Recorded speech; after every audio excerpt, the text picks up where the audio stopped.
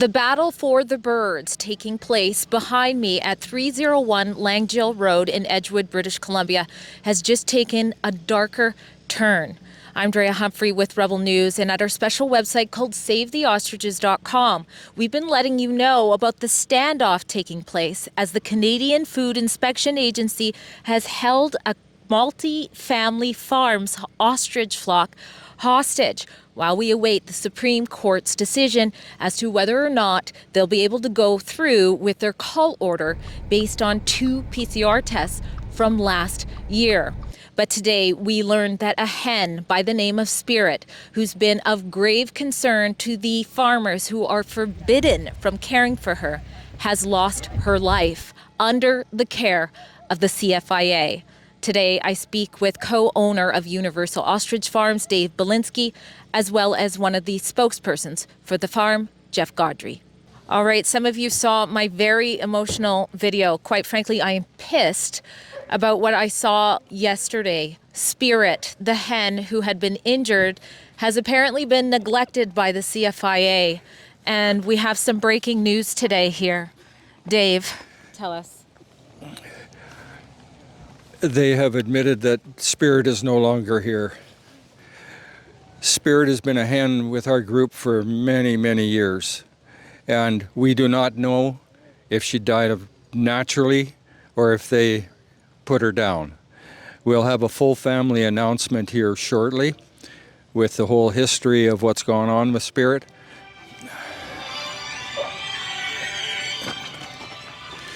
Sorry. That's okay. No, this is. It never shuts up. Yeah. It's criminal what's happened with that bird. We could have saved her. She was doing fine until they took over. There's such a protocol to follow, and you can't give it to somebody, the protocol effectively to somebody that doesn't know what the hell they're doing. From my experience talking with the vet, is totally incompetent. I had a 5-minute interview. It turned out to be 10-minute with him in with Spirit before. I didn't even recognize her when I first walked up. She was so far down. And she wasn't that way the week before. It's criminal. The only way they will communicate with us is if they send us an email. We have to answer the email. They send the email, the email goes to either one of their other offices, then they send that to Ottawa before they'll feed back to us through that same damn channel. And that's not how you look after a sick animal, person, or anything. It's bloody ridiculous. And now she's passed. We don't know. We have no idea if she was put down by them or if it was natural. But they're at fault either way. And what we do know is that she was there by herself suffering. There was a rooster trying to care for her, probably wondering, where the heck are you guys? Where are the farmers? You guys have been arrested and banned from caring from your own animals. Jeff, yesterday I saw you with a pack.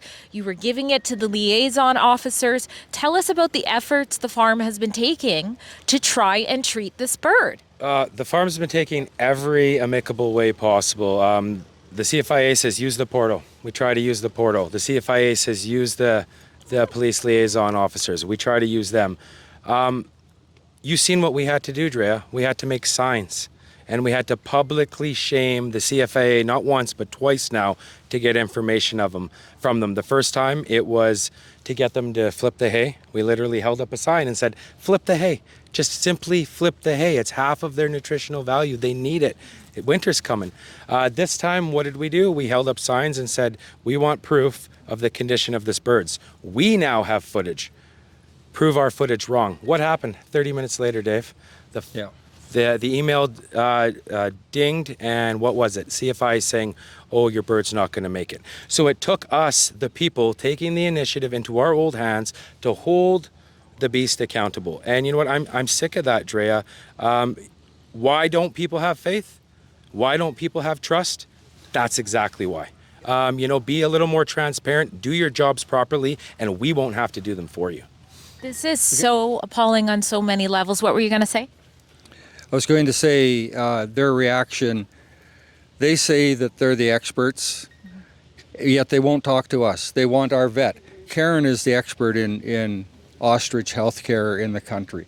Vets phone us all the time. She has all the written information from Dr. Ed Dornenball, who was the most knowledgeable vet in the country 30 years ago. She's got he trusted her enough that he's given all of his information to her. Vets are phoning. If they have a question about ostrich, they phone Karen. And yet the CFIA will not talk to her, won't follow directions. You try and give them directions, they don't follow. And when I came out of there 5 days ago or whatever it was, when they arrested Karen and Katie, the deal we had at the fence, as far as I could understand, is if I came out peacefully, then I would be able to go back in. Right. And they changed that right away, and I got in for they allowed me in there for 1 5-minute visit to look at this hen. I couldn't look at any other birds. There's other birds that are injured out there. We know it. And they almost look like they're drugged.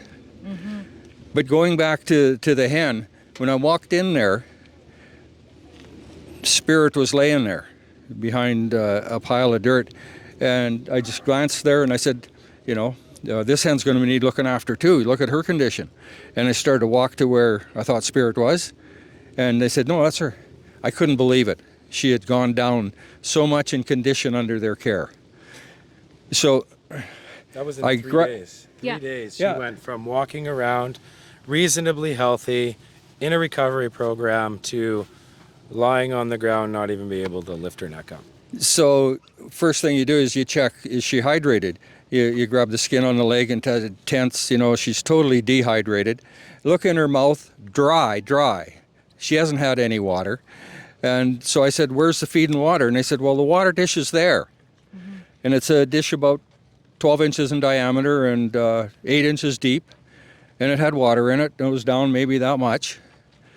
And they said, well, we're monitoring how much she's drinking. The only thing is there's 5 other birds in the same damn pen with access to that. Right. So they can't monitor the water intake. And so then I said, what's the temperature? What's her temperature today? And they said, we didn't take the temperature today. I said, what was it yesterday? And they said 38 something. And I said, well, how did you do that? We looked at her and assessed her temperature from looking at her. And this is coming from their friggin' vet. Wow. And then they will not talk to Karen and I. Our vet is scheduled to be here Monday. And they will not talk to us.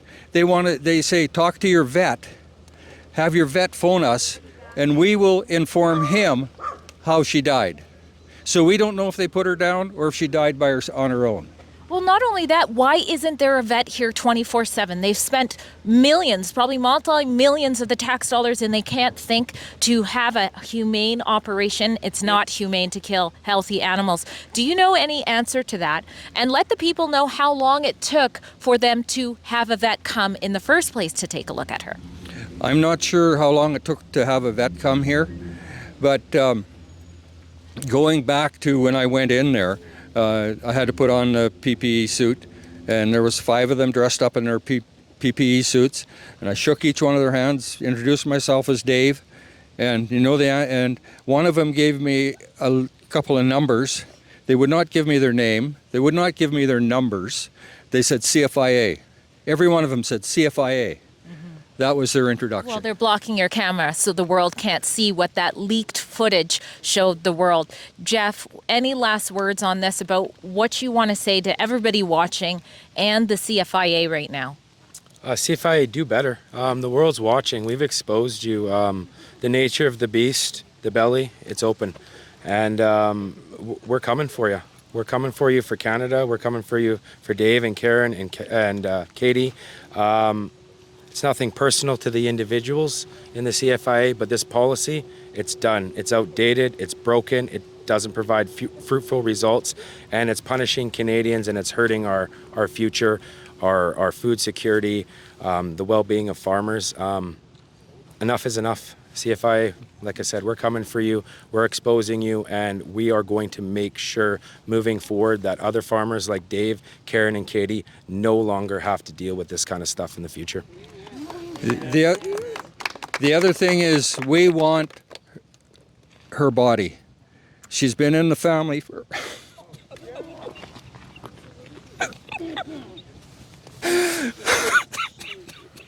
These aren't farm animals. This is a pet. This is a pet.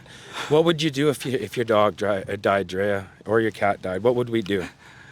Would we just throw them in a hole and whatever it is that these guys got planned? No. Well, the pets can be next for everybody, right? We want Spirit so she can have a good burial. That's very, very important to us. And Spirit is going to save the rest of these birds. She's not going to die in vain, and she will be the martyr that sets the rest of these birds free. Mark my words, CFIA. Mark my words. She is more than a pet. She is a hen that has produced us eggs for over 20 years. And her eggs right now are loaded, absolutely loaded with H5N1 antibodies. And those antibodies have to get out to the world. You know, they can go into filters for the poultry barns. They can be used for humans they don't need injection. We don't need injections to give them these antibodies. It's the endorsements we're getting. There's a Harvey Sasaki. Harvey Sasaki was one of the main people in the BC poultry and Canadian poultry industry. He was president or chairman of the board for the marketing board. Probably one of the most knowledgeable people in poultry. He has endorsed what we're doing. And his endorsement says that these birds should live because of the science, what they can do. We had an endorsement from the Charles Darwin Foundation. The Charles Darwin Foundation is, well, you know Charles Darwin, he was the start of all the evolutionary science that we know. Chaired by Sir Jonas Barlow IV, you know, a knighted official of the Queen's Court or the King's Court, you know, like these guys are the real deal. They represent the scientific community around the world. If the scientific community says this is what we need to do in the name of science, don't we listen to the scientific community? Isn't science above politics? Isn't science above all that other stuff? Don't we look to them for the innovation for the future? We don't rely on politicians to make those things, not lawmakers, you know, not policymakers. It's the scientists that should be making this ethical decision for the people. Not some guy sitting at an office in Ottawa, not some guy sitting at an office in the CFIA. One other thing, I want to try and wake up Canadian farmers and Canadians. A few months ago, I was telling my friends that are in the cattle business and in other livestock industries, I'm saying they can come for you. They don't have to test. Oh, this is all bullshit, Dave. They can't do that. Well, the federal court, in their last explanation of why they turned down the stay order, they say right in there, the CFIA does not have to test. They can come on your farm on the suspicion that you have a disease and order them all put down.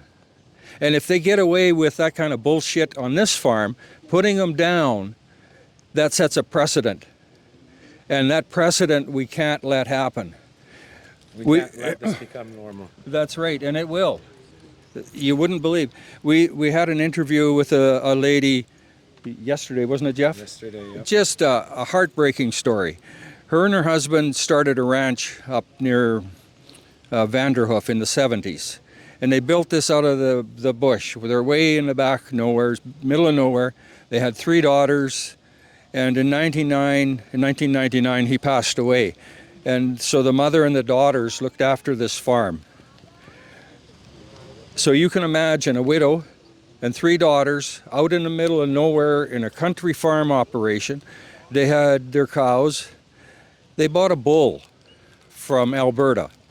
And the CFIA tried to, following this bull. The story we get is that they suspected this bull had TB. So they came and they wanted to put all her animals down. And she said, no, that's not right. In the end, they put down 66 cows, all her dogs and cats, pigs and chickens, everything was killed. And she got a check for $1,200. And Now, then just later wait, there's on, just a little bit more compensation. Yeah, But 9 months later, she got another lousy $31,000 for her cows. So, for a life's work. and the cows weren't sick. None of them had TB. It was just a big farce. And they get away with this bullshit. And so people say, why did you accept it? And she said, because my kids were going to shoot the bastards. Oh, wow. Well, one thing. So rather than have something like that happen, she took it. Well, I know one thing you guys have done very well is constantly call for peace for everybody. I've seen people come and go as I've been covering this for a very long time. And you're right, the world is watching now. I remember that was your slogan in the start, and I was like, no, they're not.